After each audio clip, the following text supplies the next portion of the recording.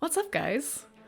I've seen some things, experienced some new art, and now I want to talk about it. What I want to talk about today is No Time to Die, which is the last Bond movie with Daniel Craig in it.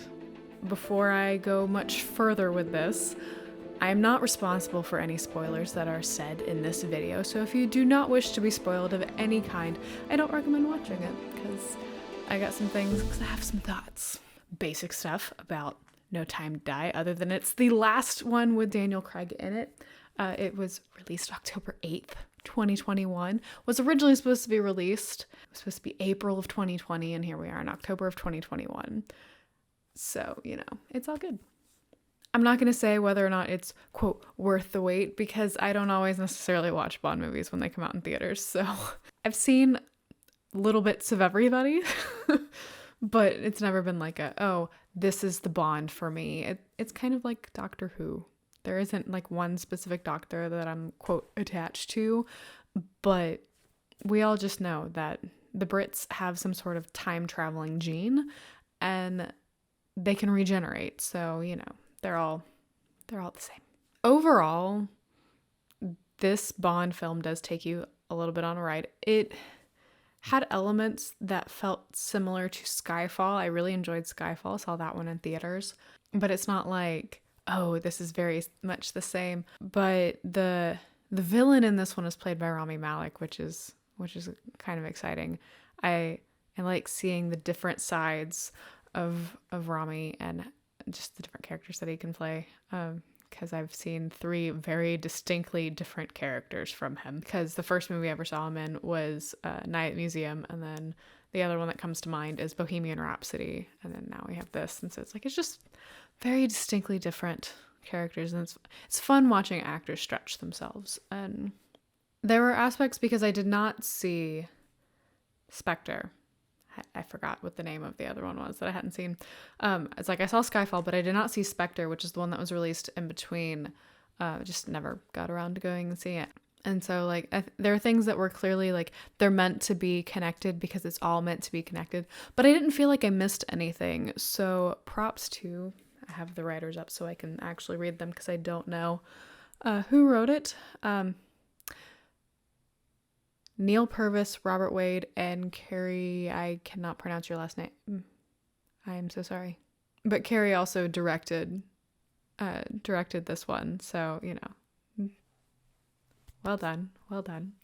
But I think that's it's a strong point of the writers. You can tell that the writers did their job well when you don't feel lost, even if you may have missed something because you didn't necessarily watch something yet.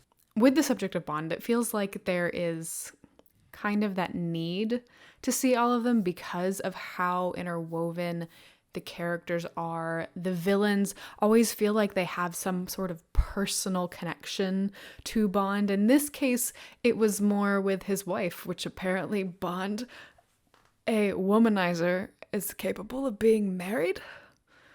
It's still one of those things I'm not fully sure, but I mean, it's a great character development. It's a nice arc. And so now I think I will go back and watch Spectre, and then I'll probably watch No Time to Die again because I did enjoy it.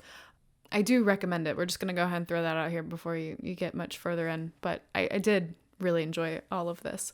It is a very solid ending to Daniel Craig being Bond. Now, the way that this ends, here's mass spoilers here. The way that this one ends, it leaves the question of, is Bond truly going to regenerate and we're going to get another male Bond? Or did we get rid of the character of James Bond altogether and we've just made the way for a new 007 who they've already casted as female? I'm not really sure what direction they're going to go with. They have set it up really to where they could go either way. But the question is will James Bond movies, 007 movies, be just as successful without it being James Bond? If you have thoughts on this, please, comments down below. Let's talk about it because I'm really not sure. I think if it's done well, which is true of just about anything, if it's done well, it can can thrive. But I'm not sure that James Bond can thrive without James Bond. That is why it is James Bond. It's not just 007, because I mean, they make the point. It's a line several times in the movie of 007 is just a number, which would give the indication that maybe they do intend to continue with just 007, which, you know, frees things up for interpretation because it's like, oh, it's just a number. But is it the 007 aspect of the films that keep audiences coming back, or is it truly the character of James Bond? Ian Fleming wrote some. I wouldn't say that James Bond is an incredible character, because he's not. He has massive flaws, but it worked for the time period that he was written in. And I think part of what fascinates me about Bond is that I watched a mini-series that was about Ian Fleming and kind of his creation of Bond. And so that is part of my fascination with Bond, because I just like knowing how writers create things. I like knowing how anybody creates things when it comes to story and craft, because it's exciting. It helps serve as a little bit of inspiration for how I create my own, because, you know, you got to get your ideas from somewhere. There is nothing new under the sun, but I don't know. I'll be curious to see how the future of Bond goes. And I'm going to stop here before I make this video too incredibly long, but maybe there'll be an extended video. Maybe I'll do a discussion with a friend one day. I don't know. If that's something you'd be interested, leave that in the comments below too, because I mean, I just like to know, as I'm kind of getting back into the groove of making videos. We're not that far away from NaNoWriMo, where there's lots of writing videos, so, you know, all sorts of fun things. But yeah, if you like this video, please like, comment, and share. Looks like I'm doing my best to make videos every Wednesday, so yeah, I will see you next video. Bye. Don't